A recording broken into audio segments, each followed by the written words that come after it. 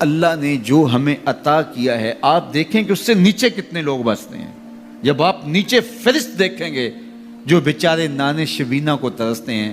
اگر مجھے تھوڑی سی تکلیف ہے اور میں جو ہے وہ اس تکلیف میں ناشکری کرنے بیٹھ جاتا ہوں تو میاں وہ لوگ بھی ہیں جو بیچارے اپنی مرضی سے اپنا ہاتھ بھی نہیں اٹھا سکتے, جن کی عیدیں بھی جو ہیں وہ ہاسپٹل کے اندر گزرتی ہیں, وہ کئی سالوں کے اندر وہاں اذیت میں مبتلا ہیں. جب آپ دیکھیں گے تو کہیں گے مالک میں جس حال میں ہوں اس پہ تیرا شکر ہے. شیخ سعدی فرماتے ہیں میں دمشق کی جامع مسجد میں نماز جمعہ کے بعد نکل رہا تھا تو میرے کسی نے جوتے اٹھا لیے. تو یہ شروع سے ہوتا آیا ہے. تو کہتے ہیں کہ میں ننگے پاؤں جا رہا تھا اور میری حالت یہ تھی کہ میں جوتا خریدنے کی استطاعت بھی نہیں رکھتا تھا.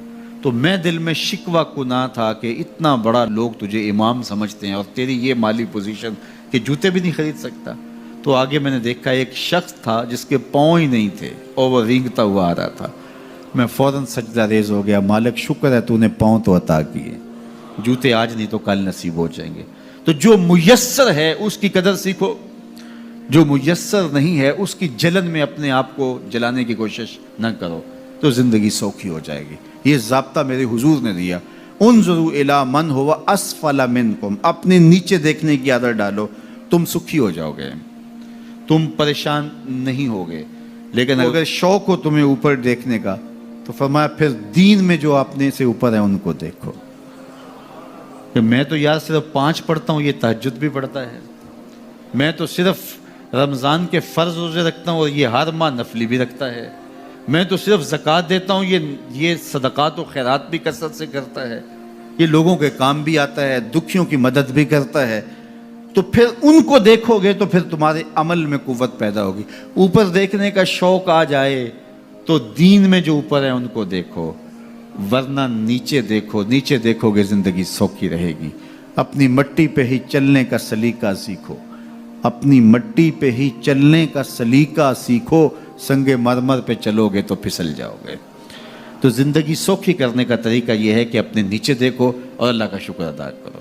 تو پھر سنو, میں تو کہتا ہوتا ہوں یہ ٹینشن فری حدیث ہے. سید علی المرتضیٰ فرماتے ہیں حضور نے فرمایا جو اللہ کے دیے گئے تھوڑے رزق پہ راضی ہو گیا اللہ اس کے تھوڑے عملوں پہ راضی ہو جائے گا. زندگی سوکھی کر دیتی ہے یہ حدیث پاک. تو جو اللہ نے دیا مالک تیرا شکر ہے. یہ تھوڑا کرم ہے کہ تو نے ہمیں انسان بنایا ہے, ہمیں فہم و ادراک کی دولتیں دی ہیں, ہمیں شعور اور خرد عطا کیے ہیں. کتنی مخلوقات ہیں جو سارا دن شدت کی گرمی میں بوجھ اٹھاتی ہیں اور چارہ جا کے جو ہے وہ باہر سے لے رہی ہوتی ہیں, وہ بھی تو تیری مخلوقات ہیں. تو نے ہمیں انسان بنایا, انسانوں کے گھر میں پیدا کیا, اور میں اور آپ تو اس کا شکر ادا نہیں کر سکتے کہ ہمیں اللہ نے محمد عربی کا غلام بنایا ہے, حضور کا امتی بنایا ہے. میری خوش قسمتی میں تیرا امتی, یہ میرا مقدر ہے, یہ آپ کا مقدر ہے. جس کے لیے نبی آرزویں کرتے رہے, تمنائیں کرتے رہے, لوگ راہیں تکتے رہے, منتظر رہے, صدیوں انتظار کرتے رہے, لیکن ہم نے کوئی انتظار نہیں کیا. آنکھ کھولی, ہمارے والد صاحب مسجد سے مولوی صاحب کو بلا لائے, انہوں نے کان میں آ کے اذان دیتے ہوئے کہا مبارک ہو تو حضور کا غلام بن کے آیا.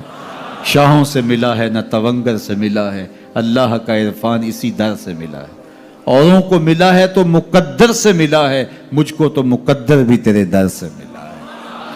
یہ میری اور آپ کی خوش بختی. تو جتنا بھی شکر ادا کریں تھوڑا, تو لوگوں کے کام آئیں, لوگوں کے لیے جو ہے وہ خیر کی چابی بنے اور شر کا تالا بنے. ایک بادشاہ تھا, وہ سمندری سفر میں روانہ ہوا تو ایک غلام اس کے ساتھ بیٹھا.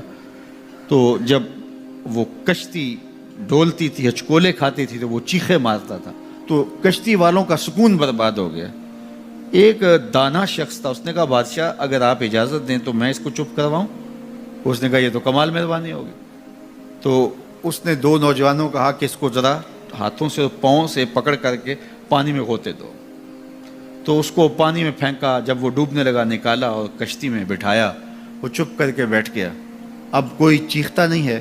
تو بادشاہ نے کہا کہ اے دانا شخص, مجھے سمجھ نہیں آئی کہ یہ شخص کو آپ نے کیسے چپ کروا دیا. کہا بادشاہ دریا میں غرق ہونے کی تکلیف کو نہیں جانتا تھا, اس لیے کشتی کی سلامتی کی قدر نہیں تھی اس کو. اب اس نے وہ غرق ہونے کی تکلیف دیکھ لی, اب کشتی کی سلامتی کی اس کو قدر ہو گئی.